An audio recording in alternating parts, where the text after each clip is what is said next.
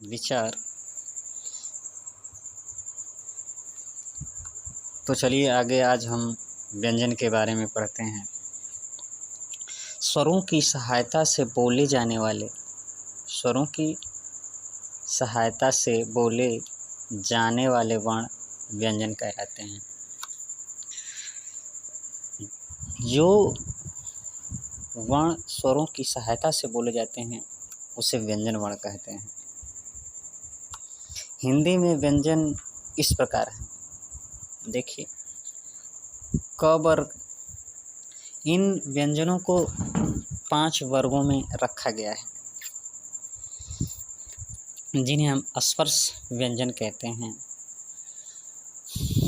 4 अंतस्थ वर्ण हैं तथा 4 ऊष्म वर्ण हैं और 2 उच्छिप्त वर्ण माने जाते हैं।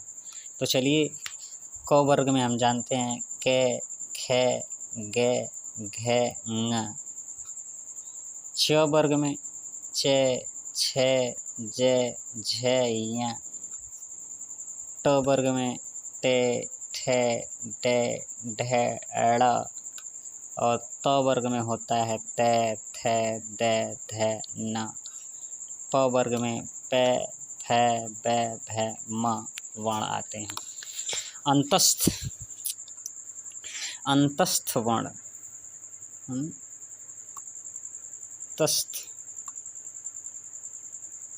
अंतस्थ वर्ण इसके अंतर्गत य, र, ल, व आते हैं।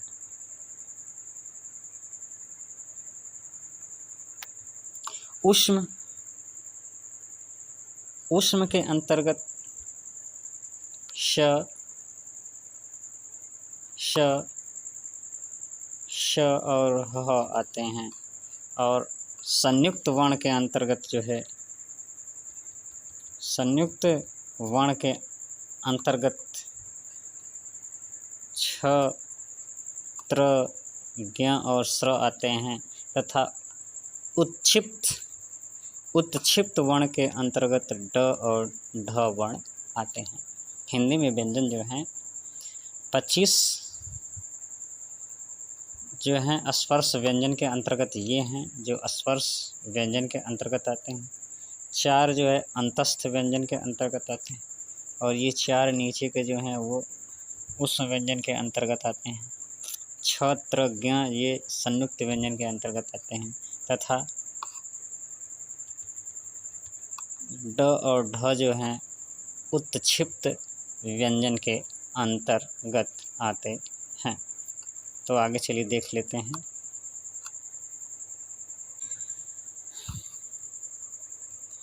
तो चलिए संयुक्त व्यंजन के बारे में देख लेते हैं। 2 व्यंजनों के मेल से बने व्यंजन संयुक्त व्यंजन कहलाते हैं। 2 व्यंजनों के मेल से बने संयुक्त व्यंजन कहलाते हैं। 2 व्यंजनों के मेल से बने व्यंजन संयुक्त व्यंजन कहलाते हैं। जब 2 व्यंजन आपस में मिलें तो बनने वाला जो व्यंजन होगा वो संयुक्त व्यंजन कहलाएगा। जैसे आधा के प्लस षटकोण श वाला श बराबर बन जाता है 6, छत्रि 6 बन जाता है। ये आधा और ये पूरा मिल करके छत्रि 6 बनता है। ठीक उसी तरह आधा ते प्लस जो है र मिल करके त्र वर्ण बन जाता है। इसके नीचे देखिए आधा ज और प्लस ञ बराबर ज्ञ बनता है। उसके नीचे बड़ा वाला जो से है वो आधा प्लस र और ये बन गया स्र बन गया, स्र बनेगा। ज्ञ के लिए आधा जो है ज प्लस ञ बराबर ज्ञ बन जाता है। इस प्रकार ये भी बता दें आपको कि संयुक्त व्यंजनों की संख्या केवल 8 मानी जाती है।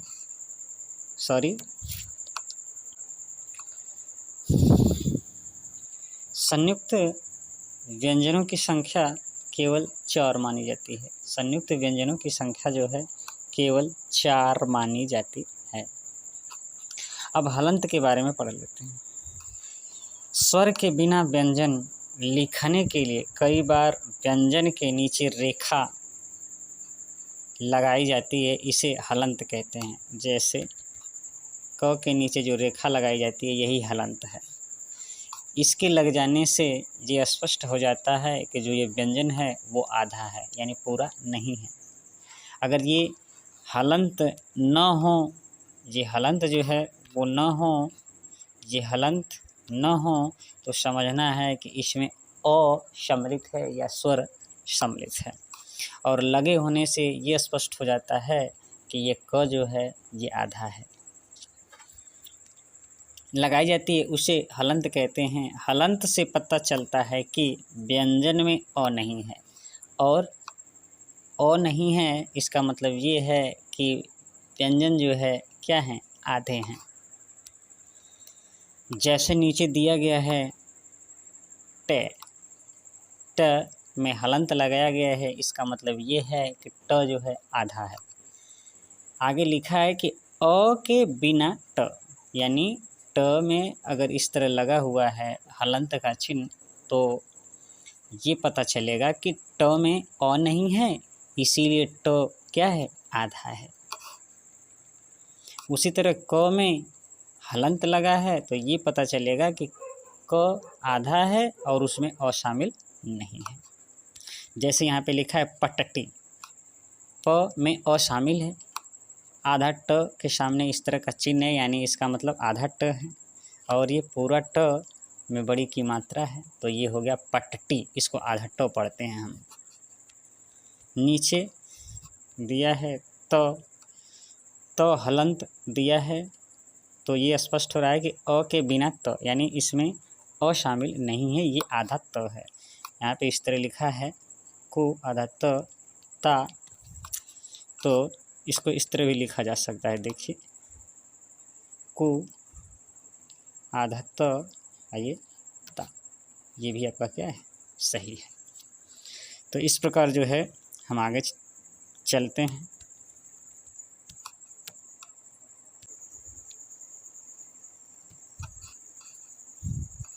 तो चलिए आज हमारा यहीं पे क्लास जो है समाप्त हो रहा है, और आज हम जो है आप लोगों को गृह कार्य देते हैं, इसको आप करिएगा। तो गृह कार्य में देखिए संयुक्त व्यंजन को लिखिए, वह अभ्यास कीजिए। जो संयुक्त व्यंजन 4 आप लोगों को बताए गए हैं उनको लिखना है और अभ्यास करना है। दूसरा क्वेश्चन इसमें है व्यंजन किसे कहते हैं, इसको आपको लिखना है और याद भी कर लेना है। व्यंजनों में तीसरा क्वेश्चन, व्यंजनों में वर्ग कितने होते हैं। व्यंजनों में वर्ग कितने होते हैं ये आपको अभी बताया गया था। प्रत्येक वर्ग के अक्षर को विस्तार पूर्वक लिखना है। प्रत्येक वर्ग के अक्षरों को लिखना है कि एक वर्ग में कितने अक्षर आ रहे हैं उनको लिखना है। तो चलिए ठीक है, अब अगले वीडियो में मिलते हैं आपसे। नमस्कार।